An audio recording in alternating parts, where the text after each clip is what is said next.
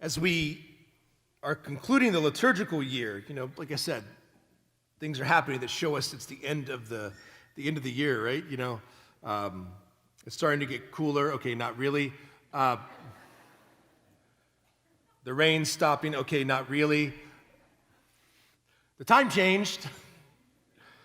And it's going to be like Thanksgiving in a couple of weeks, like 3 weeks. Can you believe that? It's right around the corner. And so as we move, for those of you who don't know, our liturgical year begins on the first Sunday of Advent. So that's when we've been reading from the Gospel of Luke for a year now. We'll start reading from the Gospel of Matthew. But as our liturgical year draws to an end, and we're kind of moving into Advent, right? And that's the season where we not only prepare our hearts to celebrate the historical reality of Jesus' birth at Christmas, but also we realize that Jesus is among us, and we realize that Jesus is coming back. So Advent's a time where we focus on all of those things. How am I living out these expectations? How am I living out the Lord's presence in my daily life? How am I celebrating the coming of the Lord in so many ways? And so as our liturgical year draws to an end, our readings are becoming more and more apocalyptic, which isn't always, something us Catholics do well or talk about very often. If you see a sign that says the end is near, chances are it wasn't written by a Catholic. I once heard a story about such a sign. It was along the highway. It said, "The end is near, turn around." And after someone heard some screeching brakes and then a loud splash, the minister thought to himself, perhaps I should have put up a sign that said "Bridges out" instead. Don't worry, we're not going to do that up here next week. But Jesus reminds us, here's the thing. Jesus is reminding us that the world is crazy. You've heard me say this, I've said it 100 times. I said in the past 3 years, my job as a priest has become significantly easier because I no longer have to convince anyone that the world is crazy. The craziness of the world continues to testify to itself. And if you don't believe me, just pick up a newspaper, for those of you that still read newspapers, or look at your Google News or Apple News, as I do every morning. The world's crazy. And Jesus reminds us that the world's always kind of been crazy. And that Christianity is rarely, if ever, aligned with the agenda of the world. Jesus never said it's going to be easy to be a Christian. Well, he does in a sense because he says, my yoke is easy, my burden light, right? Jesus gives us the grace that we need in order to follow him. But Jesus never said that the values of Christianity were going to get along with the values of the world. In fact, my brothers and sisters, he says quite the opposite. And he warns his followers, they're not going to like you. They're going to seize you. You're going to go before governments and magistrates and judges and tribunals, and some of you are going to die. Jesus said this to his followers, and it was very true. And in the early church, many people laid down their lives for the Lord, laid down their lives for the faith. The point where Tertullian, he wrote to the Roman government, he said, the more you stomp us out, the more you mow us down, the more we grow back. He said, the blood of the martyrs is the seed of Christians. You can't stomp us out no matter how hard you try. And, in the past 100 years, there have been more martyrs for the Christian faith than in the first 2,000 years of Christianity. The world doesn't like us. In today's world, we're blessed, because sometimes in the United States, we want to say, oh, we're being persecuted. We're not. They don't like us, but they were never called to like us. We're being, at best, kind of harassed now. Maybe persecution's coming. Maybe martyrdom's coming. And Father, you're being all gloom and doom. No, I'm not. Because Jesus reminds us that no matter what the craziness of the world is, that he has triumphed over it. That he has triumphed over chaos. He has destroyed death. He has conquered sin. And because of that, we have reason to rejoice. Even when the world doesn't get us. Even when the world calls us crazy. You know, so many, I bring up these things and I know people think, oh, there he goes, he's getting political again. I'm not being political. It's unfortunate that simple issues have become political, have been made political by our society today. But these aren't issues of politics, these are simply issues of truth. I mean, aside from Christianity, Christian doctrines aside, if someone claims that they believe in the reality of objective truth in today's society, you're called names. There you go with your binary thinking. I've been told that before. Because I believe that right is wrong, wrong is, right is right, wrong is wrong. If you believe in objective good and evil, apparently that means you're guilty of binary thinking. I'm sorry, something cannot be wrong and right at the same time. That's not possible. No more than something can be 2 and 3 at the same time. No more than something can be both hot and cold at the same time. You see what I'm saying? But objective reality is out the window and people are getting upset.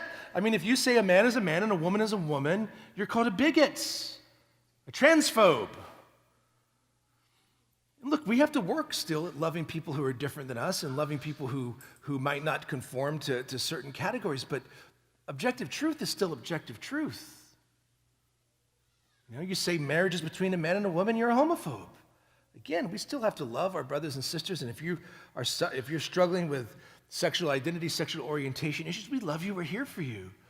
But we have to stand in the firm conviction of truth. And I believe, and I think most of you have come to understand this too, that it's the job of the church to be this voice of clarity, to be this voice of reason in the midst of a time of absolute chaos.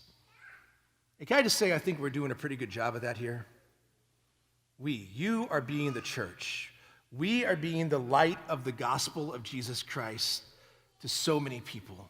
And I just want to encourage us. Do you know this? I just want to talk about some of the things we've done in the last year, because I'm going to talk a little bit about stewardship. Oh, good, nobody left. I always get worried when you say that S word in church, you know? But, you know, this has become one of my favorite times of the year because we get to celebrate and talk about all the things we've done. Do you know that we were feeding over 500 families a week right here out the door of our own church? And it's on hiatus right now because of the Hurricane Ian and all kinds of things and the bridge and everything else going on. But we're going to bring that program back, and we're going to be partnering with Catholic Charities now, which is beautiful because more people are going to be fed because St. Matthew's has another site that they're using, and then we're going to be having Catholic Charities here helping distribute more food to more people to continue to be the hands and feet of Jesus Christ. This year, we've made over 200 visits to hospice to deal with patients who are dying, people who are close to death, between myself and Father Carlos and the retired priests that assist us to help people who are alone and scared in the last moments of their life, reminding them to trust and to have faith in Jesus Christ. This year, over 160 people participated in our Emmaus retreats, which is in our Spanish-speaking community. It's an amazing experience. I've never been on the weekends, but I've seen the results. I've seen the fruit. I see people come back absolutely on fire for Jesus. Hearts are changed. Our religious education and youth programs are expanding amazing. We had 40 participate in our Totus Tuus Vacation Bible Camp this year. We have over 265 children enrolled in our religious education program. That's grades 1 through 10. And we're soon, very soon, January-ish, going to be expanding that program to include programs for younger children, beginning with toddlers and maybe even younger, moving on again, because what do I hear? Babies. You know, this means our church is growing, and we need to make sure we're meeting the needs of our young families. So we're able to expand our religious education department. We're able to hire a full-time director of youth ministry over the summer, and praise God for it. 2 weeks ago, Joshua had 65 teens show up to youth group. We have an average of over 45 a week. And this is not part of our religious education program like other parishes do. You know, they'll say, oh, we have 200 kids in youth group. Well, yeah, it's your confirmation classes.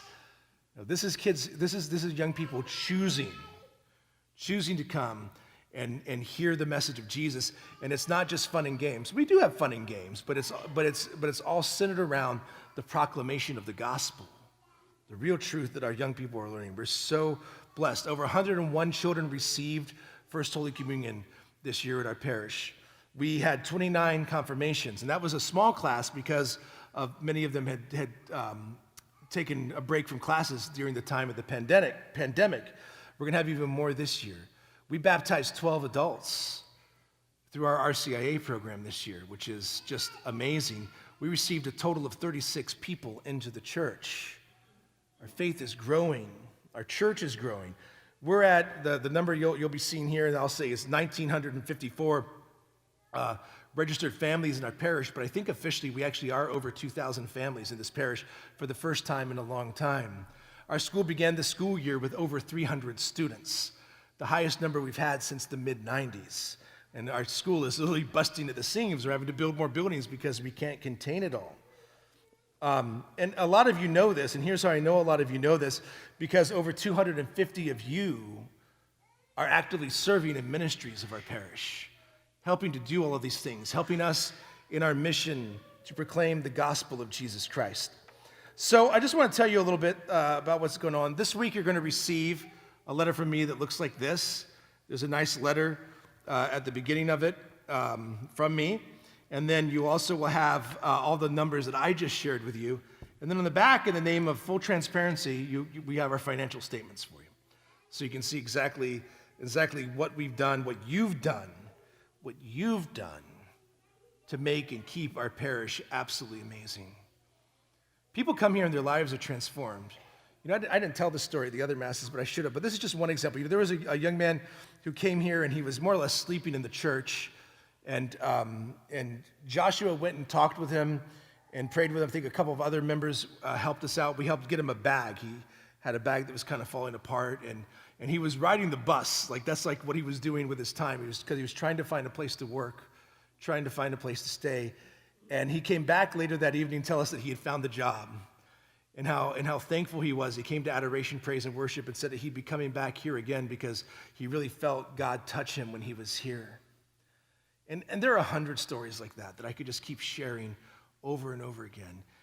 And it's a celebration of what you've done. It's not what I do. I'm the pastor, okay? I have the easy job. I get up here, I wear clean linens, and I pray. You're the ones that are being the hands and feet of Christ. You're the ones that are doing the work. And some of you say, Father, I want to do more, but I don't have time. So God has given us a lot of resources, a lot of ways we can share. He's given all of us time, right? He's given all of us different talents, unique gifts. And he's given us financial resources. These are all ways that we can help to serve our community and help to grow. And it wouldn't be possible without you. So if you're wondering, gee, am I really helping? You are. I remember one time my mother, my church back home was building a new parish, right? And my mom, she was worried because all she could give was $5 a week, right? And then finally one day she looked at it and she said, you know what? I'm buying one tile at a time. Look, no matter how small you think you're contributing, God's going to take what you're doing and multiply it. He's going to bless it. Lives are going to be touched because of the things that you're doing. So I ask you to keep that in mind, because along with this brochure and letter, which you'll be getting from us in the mail, is this commitment card. Now, let me be clear. I'm not asking a dime for you today other than what you normally give, okay? What we're asking you to do right now in this season, in this time, this upcoming week, is pray about what you think your weekly, monthly, or annual contribution is going to be to the parish in terms of your stewardship of treasure, and also in terms of the time that you're able to give, just so we can help budget and prepare. Last year, it's been amazing. You all have been amazing. And because you're amazing, we were able to hire a youth director. We were able to expand our religious education program. We had to expand our maintenance personnel because there's so much going on around here between the kids in our school and the events of the parish that we needed people around to help maintain the buildings in the later hours of the evening and to be here on weekends. So God's doing good things. You're going to get this commitment card in the mail. So the first thing I ask that you do is on the back, there's a place, how can we pray for you? How can we serve you? What can we do for you? Now, this is not a suggestion box, but I'm open to your suggestions too. Mainly, this is here to pray for you. Maybe you'd like a priest to call you, a priest to come visit you, someone to come and pray with you. There's a place here for that too. We would love to see what we can do for you. And then on the other side is where you can really pray about how and when and what you're able to give us this year. And then I'd ask you to bring this to church next week and drop it. We'll have an opportunity for you to drop it in the collection baskets next week. You know, God's alive here. There's no question. We're in an amazing season of growth, and I feel spiritual renewal in this parish. I've been renewed. I've been recharged. I've been invigorated, energized by all of you. I mean, on top of all of this normal day-to-day activity, you've raised over $50,000 to help hurricane victims. And we've taken that money and we've either put the money directly in the hands of people or used it to take care of people's needs. You know, we had one gentleman who was sleeping in a wheelchair because his bed was washed out in the storm. So, you know, we got him a bed. And I could go on. There are all kinds of stories about Ian that I could tell you about that we are doing amazing things here.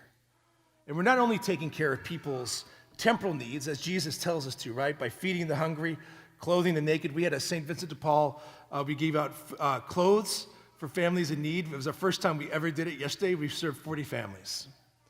God's doing amazing things. And so not only are we clothing the naked, feeding the hungry, giving drink to the thirsty, sheltering the homeless, visiting the sick, doing all these corporal works of mercy, but more importantly, we're bringing people the message of Jesus. The message that even though we're going through hardships in this life and trials and tribulations and pandemics and hurricanes, that we still proclaim Jesus is Lord. And that the craziness of this world will never have the last say over those who Jesus has promised that not a hair on our head will be touched. And so we must stand bold, we must stand firm, because my brothers and sisters, this world needs a Savior. And his name is Jesus. Help us to tell the world about it so that we can begin by proclaiming the love of Jesus Christ here in Golden Gate, throughout Naples, throughout Collier County, and unto the ends of the earth. Thank you so much for your generosity. Celebrate yourselves. This is an amazing parish. This is a place of miracles. This is a place of God's glory, and it's something worth celebrating, and it's something worth investing in. Thank you so much.